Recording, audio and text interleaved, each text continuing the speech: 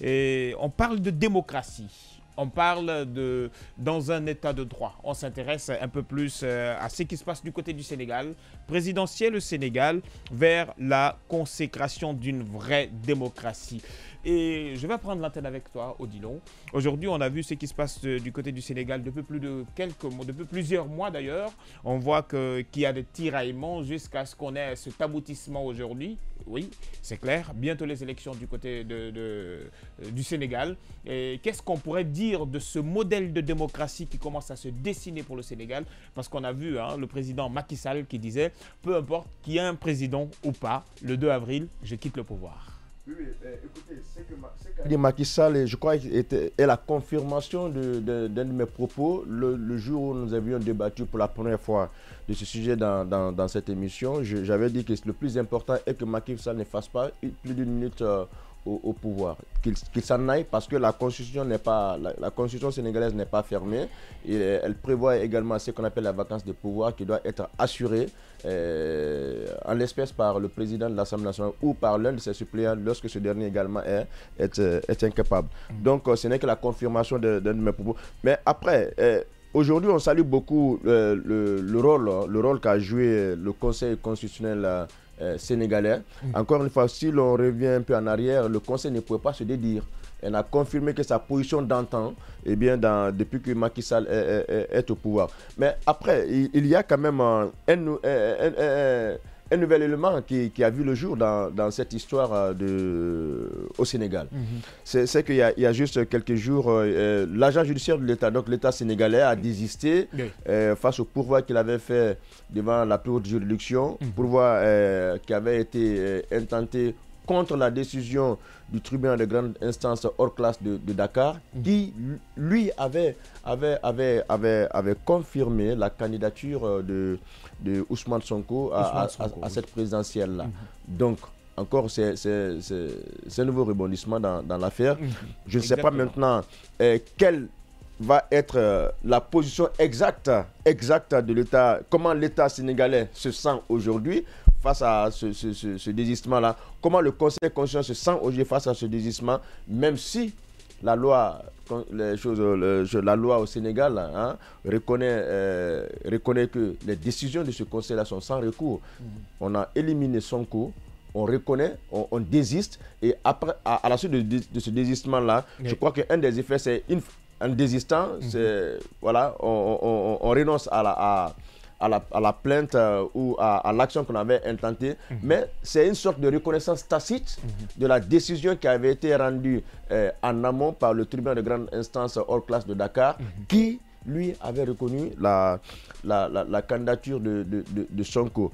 Alors, je ne sais pas comment se porte, quelle est la nature réelle de la démocratie sénégalaise. Il appartient aux Sénégalais de l'analyser. Encore, il y a eu un choc entre les juridictions aujourd'hui. Parce qu'il parle de démocratie, qui dit également reconnaissance des droits, parmi lesquels des droits politiques. Je suis d'accord. Et un droit politique de Sonko avait été muselé. C'est maintenant, après qu'on ait ordonné le début de la campagne, qu'on le lui reconnaît. C'est juste malheureux pour l'homme.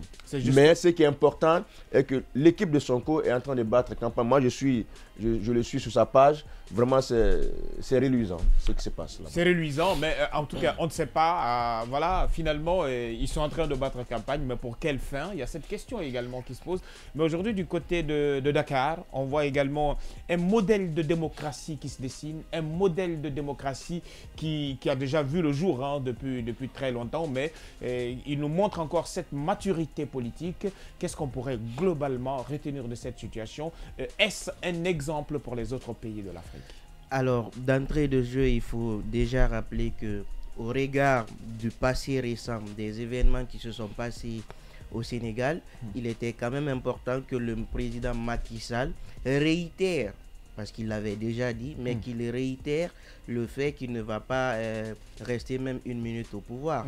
Cela parce que lorsqu'on a vu le scénario où Ousmane Sonko avait été condamné, et vous savez qu'il avait été poursuivi pour des faits d'insurrection à l'autorité de l'État, d'avoir engagé une milice parallèle et tout ça, des événements depuis fin 2022 qui se sont suivis, donc il avait été condamné à l'issue de cela.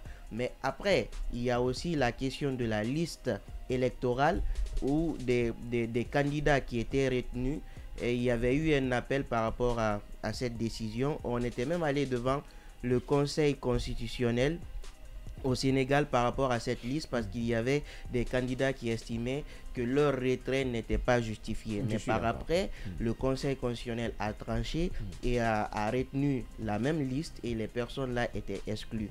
Donc notamment il s'agit de Karim Wade et l'autre dame. Donc la dame, c'est elle qui a rendu le tablier. Très rapidement, vas-y, de façon sommaire, qu'est-ce qu'on pourrait retenir? Un exemple pour l'Afrique, un modèle aujourd'hui parce qu'il nous reste quasiment une minute. J'en viens. En fait, ce que je veux dire, c'est que par rapport à cette liste-là, l'Odilon disait aujourd'hui, le tribunal de grande instance a reconnu que Ousmane Sonko, hors classe, pourrait être candidat. Mais moi, je sais que dans l'ordonnancement juridique au Sénégal, que ce soit hors classe ou pas, on sait quand même que le Conseil constitutionnel est, en termes d'interprétation, c'est la sommité. Il n'y a pas d'autre voie de recours. Donc, est-ce que le pourvoi qui n'a pas été intenté de l'autre côté justifierait qu'Ousmane Sonko soit candidat? J'ai dit non, parce que la liste, elle est close déjà. Maintenant, de l'autre côté, ce que j'apprécie, c'est par exemple la loi d'amnistie qui a été adopté par l'Assemblée à l'égard d'Ousmane Sonko. Parce qu'à ce niveau, il faut dire que si c'était la grâce qui intervenait, la condamnation, ils allaient arrêter d'exécuter la peine, ils seraient à liberté, mais la condamnation allait rester sur son casier judiciaire. Mais avec, on ne va pas revenir dessus, on va pas polémiquer dessus très rapidement. Quel modèle, est-ce aujourd'hui un modèle démocratique pour l'Afrique? Je suis en train de terminer. Alors vas-y très rapidement, tu as 10 secondes. Ce que j'ai dit, c'est que Ousmane Sonko, pour cette échéance, à mon avis, ne sera pas candidat, mais pourrait être candidat dans les prochaines élections à venir parce que tout simplement, l'amnistie efface la condamnation sur son casier judiciaire. Maintenant, l'autre chose, je termine, mais... L'autre chose, vas-y, très rapidement. Mais tu ne rends pas la tâche facile. Oui, mais parce qu'il est déjà temps, là. On doit raccrocher, là. C'est un modèle de démocratie. C'est un modèle de démocratie. C'est l'autre chose qu'il voulait rajouter très rapidement. Grand merci à vous, merci de votre fidélité.